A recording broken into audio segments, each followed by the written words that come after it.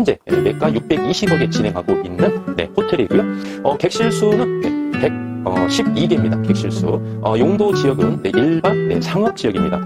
요즘에 이제 전세 사기의 원인이 바로 신탁 등기라더라고요. 이 임대인이 신탁 등기가 되어 있는 주택을 호텔 황제 부동산 신탁 등기라고 유튜브 검색창에 검색을 하시면 제 강의 내용이 나오거든요. 그래서 이 강의 내용을 통해서 이 신탁 등기는 여러분들이 반드시 좀 이해를 하셔야 되겠습니다. 위탁자, 수탁자, 수익자 이 정도 용어는 여러분께서 이해를 하셔야 우리가 신탁 원부를 읽는데 좀 쉽거든요. 그래서 이제 신탁 약정서를 이렇게 보시면 첫 번째는 매매 시, 두 번째는 이제 임대 시 주의할 사항이 있습니다. 여러분 안녕하십니까? 호텔 황제입니다. 이번 시간에는 서울에 입지한 호텔에 대해서 말씀드릴 건데요. 제가 이제 한 3년 전에 업로드한 강의 내용이 있는데 요즘에 계속 상위에 좀 노출이 되는 동영상이 있더라고요. 그래서 이렇게 봤더니 부동산 신탁 등기라는 강의 내용인데 이게 왜 자꾸 상위에 노출이 되는지 제가 한번 봤더니 말이죠. 요즘에 전세 사기 또 극성이죠. 그런데 요즘에 이제 전세 사기의 원인이 바로 신탁 등기라더라고요. 이 임대인이 신탁 등기가 되어 있는 주택을 임대를 줘가지고 그 세입자가 전세 사기를 당하는 어떤 그런 케이스더라고요. 그래서 유튜브 이제 시청자 포괄적인 시청자분들이 이제 신탁 등기에 대해서 굉장히 좀 궁금해서 말이죠. 제 거 이제 강의를 좀 많이 보셔가지고 상위에 좀 노출이 된 것 같습니다. 그래서 여러분들도 말이죠. 이 신탁 등기 굉장히 좀 어렵게 생각하시는데, 3년 전에 제가 한 55분 동안 강의한 내용이 있는데 그 내용을 한번 꼼꼼하게 한번 체크하셔서 신탁 등기에 대해서 좀 이해를 하셨으면 좋겠고요.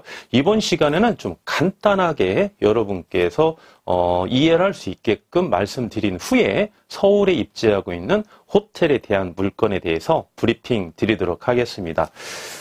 보시면은 제가 3년 전에 업로드한 동영상인데요.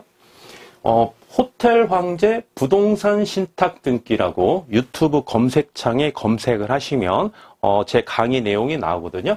호텔 황제 부동산 신탁 등기 하면 이렇게 나옵니다. 그래서 이제 이 내용을 보시면 충분히 이런 법률적인 상식이 없는 우리 애독자 여러분께서도 충분히 이해할 수 있게끔 아주 쉽게 설명한 내용이거든요. 그래서 이 강의 내용을 통해서 이 신탁 등기는 여러분들이 반드시 좀 이해를 하셔야 되겠습니다. 왜냐하면 신탁이 되어 있는 부동산이 앞으로 좀 갈수록 많아지는 추세거든요. 그래서 동영상을 한번 시청하시다가 궁금한 사항이 있고 이해가 좀 잘 안 가시는 부분이 있으면 따로 저에게 연락해 주시면은 제가 전화상으로도 쉽게 설명을 또 해드리겠습니다. 그래서 이 강의 내용 한번 여러분께서 꼼꼼하게 한번 체크를 해 보시고요. 부동산 신탁 등기 간단하게 제가 한번 이제 보도록 하겠습니다. 자, 보시면은 이제 제가 이제 말씀드리는 내용이 뭐냐면 부동산 신탁 등기는 등장인물이 3명이 나오거든요. 3명이. 예. 3명이 나오는데 한번 보시면은 위탁자. 예. 위탁자가 있고요. 용어의 정의를 좀 아셔야 되겠죠. 그 다음에 이제 수탁자가 있습니다. 수탁자. 예. 그 다음에 이제 수익자가 있습니다. 수익자. 수익자. 예, 그러면 위탁자는 누구냐? 이렇게 보시면 위탁자는 바로 이제 여러분이죠. 대출을 받는 사람. 그렇죠? 차입자. 위탁자를 이제 차입자입니다. 차입자. 차입자고 수탁자는 뭐냐? 받을 숫자거든요. 신탁회사라고 보시면 되겠습니다. 신탁회사.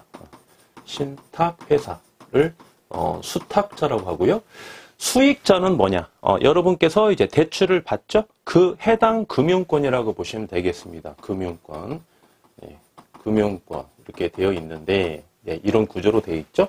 그래서, 위탁자, 수탁자, 수익자. 이 정도 용어는 여러분께서 이해를 하셔야 우리가 신탁 원부를 읽는데 좀 쉽거든요? 그래서 이렇게 우리가 신탁을 하는 그 원인이 뭐냐? 신탁을 왜 하느냐? 신탁 원인. 신탁을 하는 이유가 뭐냐면, 예, 여기 금융권에서 요구를 하는 거예요. 누구에게? 여러분에게. 대출을 해줄 테니까, 신탁을 하자. 신탁을 걸자. 이렇게 하는 거죠. 예. 그러면 어느 때 금융권에서 여러분에게 신탁을 요구를 하느냐라고 보시면, 1금융권이든, 또는 2금융권이든 상관이 없습니다. 네, 상관이 없고, 최대 융자시 신탁을 요구합니다. 그러면 1금융권에서 최대 융자는 통상 한 60%입니다. 60%. 매매 가격의 60% 이렇게 이해하시면 되겠고, 2금융권은 매매 가격이나 감정까지만 통상 매매 가격의 80% 이렇게 이해를 하면 되겠습니다. 그러면 우리가 100억짜리 호텔을 취득하는데 금융권에서 60억을 융자를 해준다. 물론 이제 지역마다 물건마다 차이는 있어요. 60%를 해준다. 또는 이 금융권에서 80억을 해준다. 그랬을 때 금융권은 여러분에게 신탁 등기를 원한다. 이런 겁니다. 그래서 무조건 신탁을 하는 건 아니에요. 네. 여기에서 이제 그 금융권에서 여러분에게 신탁 등기를 요구를 하죠. 네, 요구를 합니다. 그 여러분이 이제 금융권에다가 동의를 해줬을 때 가능합니다. 가능해요. 근데 우리는 이것보다 더 중요한 게 뭐죠? 대출금이죠. 대출금이 우리가 요구하는 만큼 나오느냐 안 나오느냐. 신탁 등기를 하면 우리가 원하는 만큼 대출을 해준답니다. 그럼 어떻게 해야 됩니까? 신탁 등기 해야 되겠죠. 그렇죠? 네. 그래서 이 건축물 대장만 열람해도 말이죠. 신탁 등기가 이렇게 나옵니다. 신탁에 되어 있다고. 뭐 등기부 등본은 말할 것도 없고요. 네. 그래서 신탁을 이렇게 최대 융자 시 금융권에서 요구를 한다. 이렇게 보시면 되겠고요. 하나만 더 말씀드리면, 네. 네, 신탁 등기를 했을 때 신탁에 대한 약정을 우리가 한번 이렇게 봐야 됩니다. 약정을. 신탁 원부라고 그러죠? 신탁 원부에 보시면 한 20페이지 정도? 이 정도 약정이 이렇게 내용이 되어 있거든요. 거기에 보시면 신탁의 원인, 신탁의 목적, 누구를 수익자, 누구를 위탁자, 누구를 네. 위탁자, 수익자, 수익자를 한다. 그 수탁자는 어떤 사람을 수탁자라고 한다. 이제 뭐 이런 것까지 쭉 나오는데, 그 중에, 여러 가지 약정이 있는데, 그 중에 하나가 뭐냐면, 이제 임대시 이렇게 나오는 게 있어요. 임대시에는 어떻게 한다 이렇게 되어 있는데, 모든 신탁 원부를 이렇게 열람을 해봐도 약정에 있는 그 내용이 거의 뭐 한 98%는 똑같습니다. 특별한 사항이 없어요. 그런데 이 신탁 원부도 임의계약이죠. 법률 규정에 의해서 법으로 정해놓은 게 아니에요. 당사자 간에 정해놓은 약정입니다. 누구와 누구? 네, 위탁자와 수탁자끼리 약정을 하는 거예요. 근데 그 약정서를 누가 가지고 있죠?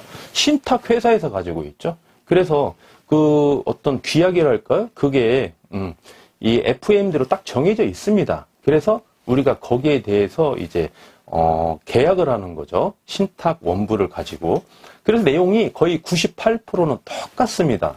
그래서 이제 신탁 원부의 내용을 보시면서 항상 이렇게 보셔야 되는데, 여러분께서도 만약에 A 호텔에 대해서 매매 계약을 체결하죠?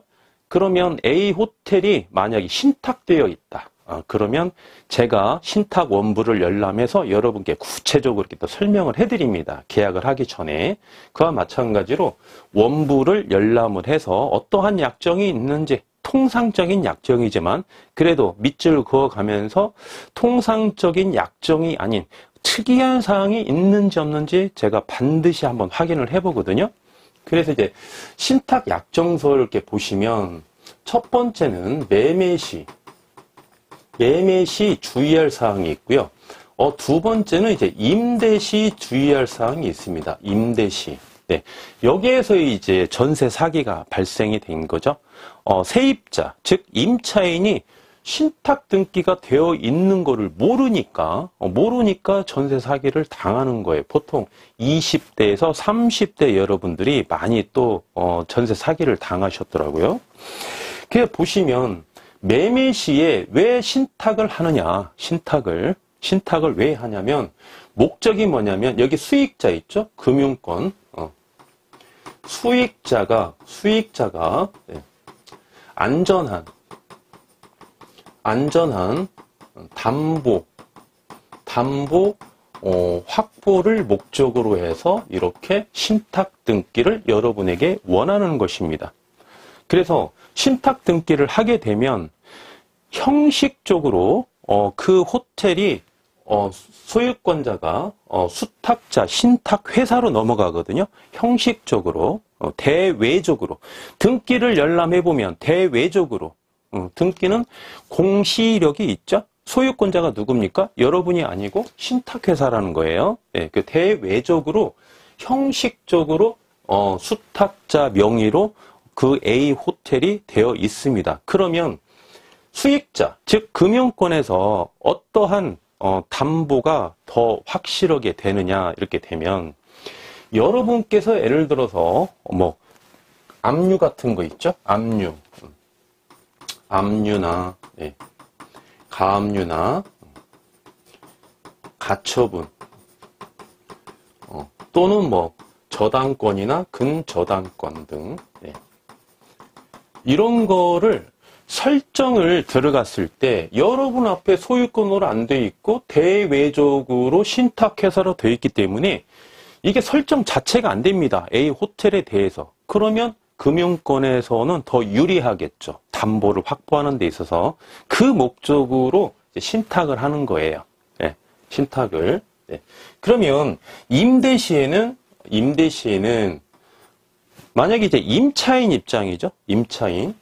임대는 누가 계약의 당사자죠? 임대차 계약의 당사자는 갑과 네, 을이 임대차 계약을 체결했습니다. 갑은 네, 임대인이고요. 네. 을은 임차인이죠. 예. 세입자입니다. 예. 예. 그 임대인의 상대방이 임차인이고요. 임차인의 상대방이 임대인입니다. 그러면 여러분께서 만약에 당사자라고 한번 볼게요. 임차인이라고 봤을 때 그러면 신탁이 되어 있을 때 나는 누구랑 임대차 계약을 체결하느냐 이게 문제인 거죠. 이게. 그죠? 왜? 대외적으로는 신탁회사가 소유권자예요. 대내적으로는 네, 차입자가 소유권자입니다. 헷갈리죠? 왜? 영업허가증이나 신고증은 차입자 앞으로 돼 있어요. 등기를 열람했더니 또 소유권자는 신탁회사로 돼 있단 말입니다. 그러면 을의 입장에서는 상대방이 누구냐 이거예요. 차입자냐 신탁회사냐 어느 게 상대방입니까? 이때에는 상대방이 원칙적으로는 신탁회사입니다. 이게 임대인은 원칙적으로 신탁회사입니다. 신탁회사. 왜 그렇죠? 네. 이 을은 갑에게 보증금을 줘야 되죠? 그 다음에 매달 월세를 줘야 되죠? 월세를 줘야 되는데 그 보증금이 수탁자로 가거든요? 매달 월세가 수탁자로 갑니다. 그러면 보증금을 수탁자가 누구한테 주느냐? 금융권한테 다시 주는 거예요. 월세를 받아서 다시 수익자한테 줍니다. 주고 남은 돈이 있으면 이제 차입자한테 주는 거죠. 그런데 남는 돈이 있을까요? 없죠. 최대료 융자를 받았는데 부족하죠. 네. 그런데 차입자 입장에서 임대를 주려고 하는데 본인이 보증금도 못 받고 월세도 못 받는데 임대를 주려고 하겠습니까? 안 주려고 하겠죠. 그래서 이런 계약은 거의 없습니다. 거의 없고 예외적으로 임대인이 누구냐? 차입자입니다. 차입자. 현재 호텔을 운영하고 있는 차입자예요. 그 차입자가 계약의 상대방이 되는 거죠. 그러면 임차인이 보증금하고 월세를 차입자한테 주죠. 그죠? 그러면 우리가 임대차 계약을 체결하면 을의 입장에서는 어떻습니까? 영업 신고증을 양도양수 받고 사업자를 신규 발급해야만이 어떻다? 담보 확정이 좀 되는 거죠. 일정한 대항력이 발생이 되는데 이 경우에는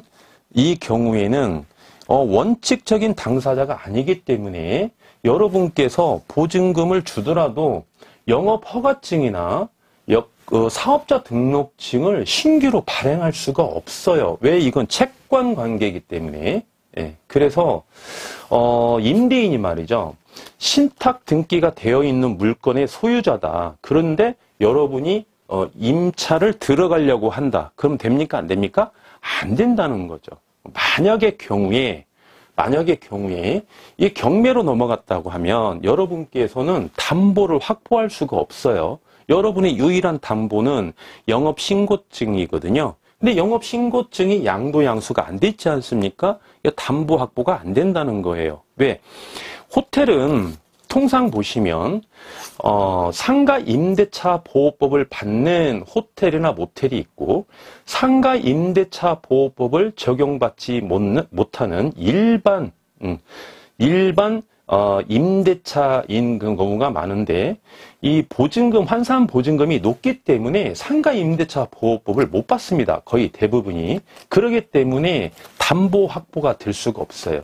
그래서 간단하게 이제 설명을 드리자면 신탁 등기가 되어 있는 그런 호텔의 임차인들은 말이죠. 절대 그 물건을 계약해서는 좀 안 됩니다. 엄청난 리스크가 있어요. 그 리스크가 뭐냐? 최악의 경우에 보증금을 전액 손실 볼 수가 있다는 겁니다. 그래서 좀 위험하다는 거죠. 예, 그래서 이제 신탁 등기가 좀 이렇게 되어 있다. 간단하게 말씀을 드렸고요. 보다 구체적인 거는 그 동영상을 여러분께서 한번 강의를 시청하셔서 신탁 등기, 부동산 신탁 등기 정도는 여러분께서 충분히 좀 이해를 하셔야 되겠습니다. 예. 예, 계속해서 이제 본 물건에 대해서 말씀드리도록 하겠습니다. 예, 본 물건은 서울에 있는 호텔이죠. 물건 번호는 120343번에 해당되죠. 사용 승인일 2017년 2월 21일 날. 층수는 지하 3층부터 지상 18층까지 이렇게 되어 있는 호텔입니다. 사용 승인일이 2017년이면 말이죠. 내용 연수가 얼마 안 된 호텔이죠. 대지 면적은 575제곱미터, 평수는 174평이고요. 연면적 5,736제곱미터고요. 평수로는 1,753평입니다. 현재 매가 620억에 진행하고 있는 호텔이고요. 객실수는 112개입니다. 객실수. 용도 지역은 일반 상업 지역입니다. 여러분께서 이제 호텔, 서울에 있는 호텔, 특히나 서울이 조금 그런 경우가 가장 많은데요. 이런 경우를 좀 보셔야 됩니다. 이런 팁은 여러분 잘 안 드려요. 잘 보세요, 여러분. 자, 이게 호텔의 대지입니다. 호텔의 대지예요. 그래서 이제 만약에 이 호텔이 두 필지로 되어 있습니다. 두 필지로 이렇게 되어 있습니다. 그러면 세 필지, 네 필지로 되어 있는 것도 있어요.